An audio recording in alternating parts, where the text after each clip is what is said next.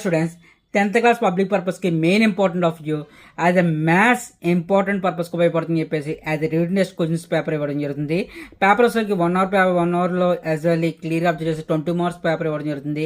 As lessons వచ్చేసరికి మనకి circumference నుంచి as well next of circle నుంచి ఇవ్వడం జరుగుతుంది. క్వశ్చన్స్ ఆఫ్ వ్యూ ఇంపార్టెంట్ పర్పస్కి మెయిన్ ఇంపార్టెంట్ కవర్ చేయొచ్చు ఎగ్జామినేషన్ వరకు.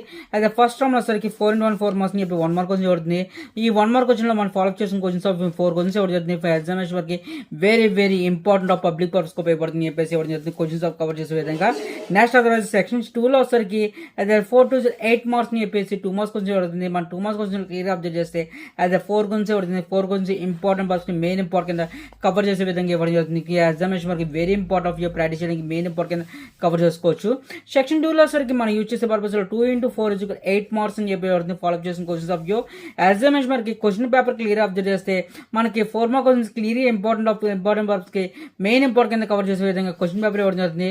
ఎగ్జామ్ కి వెరీ ఇంపార్టెంట్ పేపర్ అయితే ఫాలో చేసుకుని keep watching my channel. Thank you.